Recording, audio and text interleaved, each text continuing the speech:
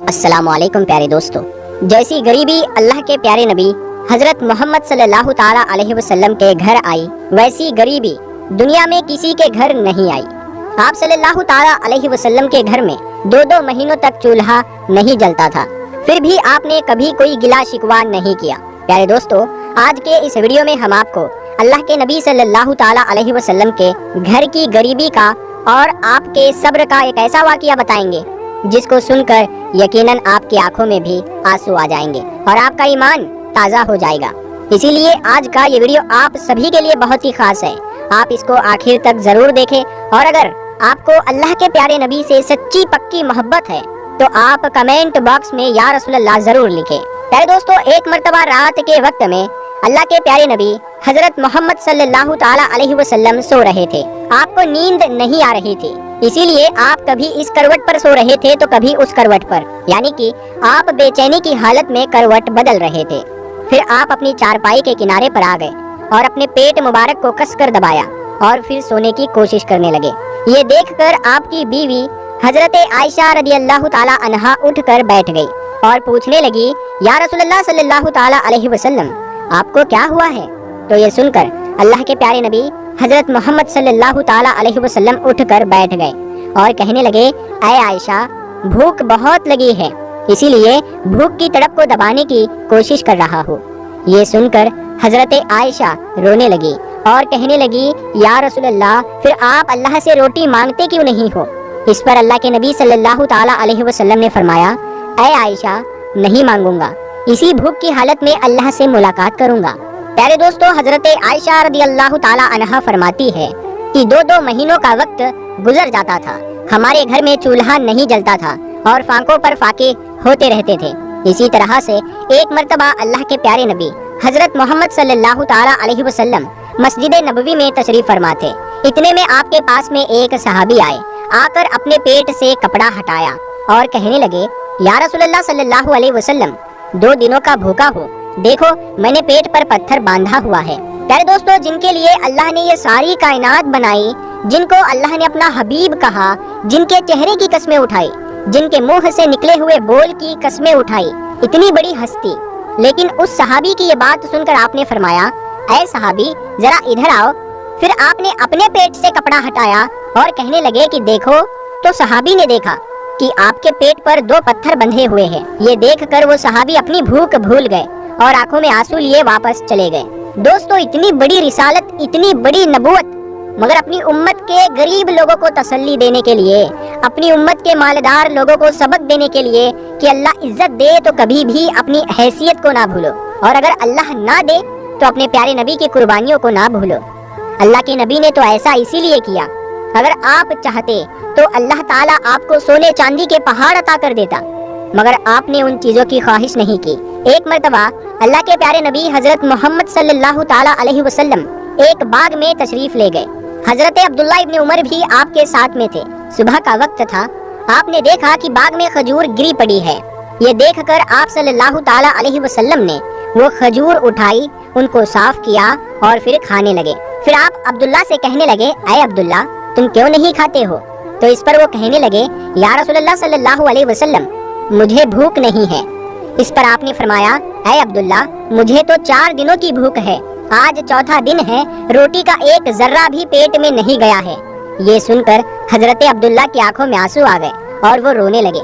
इसी तरह से एक मर्तबा अल्लाह के प्यारे नबी हजरत मोहम्मद सल्लल्लाहु ताला अलैहि वसल्लम मस्जिद नबवी में तशरीफ फरमाते। इतने में हजरत काब आपके पास आए और आपको देखकर कहने लगे, या रसूलल्लाह, आज आपका चांद जैसा चमकने वाला चेहरा मुरझाया हुआ क्यों नजर आ रहा है? ये सुनकर आप सल्लल्लाहु ताला अलैहि वसल्लम ने अपने पेट से कपड़ा हटाया तो उन्होंने देखा कि आपके पेट पर पत्थर बंधा हुआ है।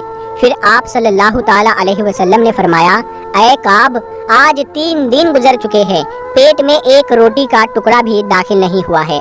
ये सुनकर हजरत काब की आंखों में आंसू आ गए। दोस्तों, ये सिर्फ आप ही की बात नहीं है, बल्कि आपके पूरे घर का ये आलम है। एक मर्तबा अल्लाह के नबी हजरत मोहम्मद सल्लल्लाहु ताला अलैहि वसल्लम अपनी प्यारी बेटी हजरत फातिमा से मिलने उनके घर गए। आपके साथ में हजरत इमरान भी है। आपने बेटी के दरवाजे पर दस्तक दी और फरमाया, ऐ बेटी, क्या हम अंदर आ सकते हैं? یہ سن کر حضرت فاطمہ نے کہا ابا جان میرے گھر میں اتنی چادر نہیں ہے کہ میں اپنے پورے جسم کو ایک ساتھ ڈھک سکوں، پردہ کرنے کے لیے میرے پاس چادر نہیں ہے۔ یہ سن کر اللہ کے پیارے نبی حضرت محمد صلی اللہ تعالی علیہ وسلم نے اپنی چادر اتاری اور گھر کے اندر پھینک دی۔ پھر فرمایا اے بیٹی فاطمہ یہ چادر لے لو اور اس سے پردہ کر لو۔ اس کے بعد حضرت فاطمہ نے اس چادر سے پردہ کیا اور اپنے گھر کا دروازہ کھول دیا۔ اس کے بعد اللہ کے نبی صلی اللہ تعالی علیہ وسلم گھر کے اندر تشریف لے گئے اور بیٹی سے پوچھا اے بیٹی فاطمہ میں نے سنا تھا کہ تم بیمار ہو گئی ہو، اسی لیے میں تمہارا حال پوچھنے آیا ہوں۔ باپ کو دیکھ کر حضرت فاطمہ کی آنکھوں میں آنسو آ گئے اور کہنے لگی یا رسول اللہ صلی اللہ تعالی علیہ وسلم میں بیمار بھی ہوں اور بھوک کی وجہ سے یہ حال بھی ہے۔ دوستو بڑی بڑی مصیبتوں سے لڑ جانے والے اللہ کے پیارے نبی حضرت محمد مصطفیٰ صلی اللہ تعالی علیہ وسلم کو آج اپنی بیٹی فاطمہ کے آنسوؤں نے بھی رلا دیا اور ہلا بھی دیا۔ آپ بھی رو پڑے اور پھر کہنے لگے میری بیٹی غم نہ کر، آج تیسرا دن ہے تیرے بابا نے بھی روٹی کا ایک لقمہ بھی نہیں کھایا ہے۔ اے میری بیٹی میں بھی صبر کرتا ہوں اور تم بھی صبر کرو۔ بیٹی فاطمہ میرے رب نے مجھ کو کہا تھا اے میرے حبیب اگر آپ چاہو تو سونے کا پہاڑ بنا دو جو 10 میل لمبا اور 10 میل چوڑا ہے، یعنی کہ بہت بڑا ہوگا، اگر آپ کہے تو آپ کی خدمت میں پیش کر دوں۔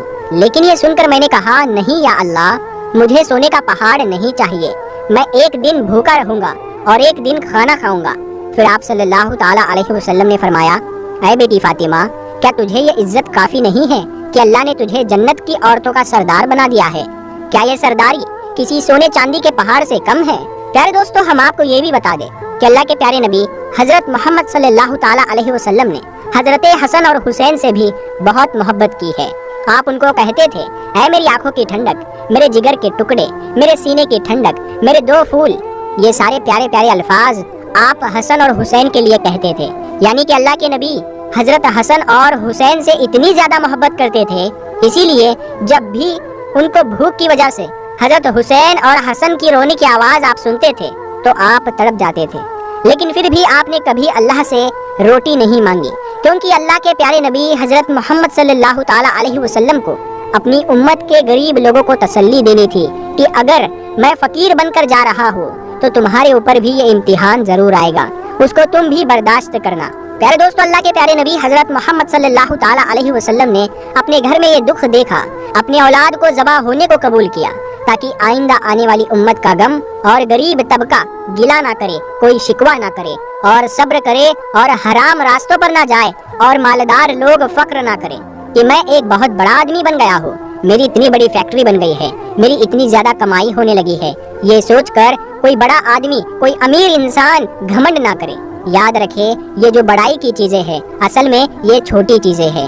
اللہ جس سے راضی ہوتا ہے اصل میں وہ بڑا آدمی ہوتا ہے، جس سے اللہ ناراض ہوتا ہے وہ چھوٹا آدمی ہوتا ہے، چاہے پھر وہ غریب ہو یا مالدار ہو۔ پیارے دوستو اللہ پاک ہمیں کہنے سننے سے زیادہ عمل کرنے کی توفیق عطا فرمائے اور اپنے دوستوں میں اس ویڈیو کو ثواب کی نیت سے پہنچائے۔ ہم ملتے ہیں اگلی ویڈیو میں، تب تک کے لیے السلام علیکم۔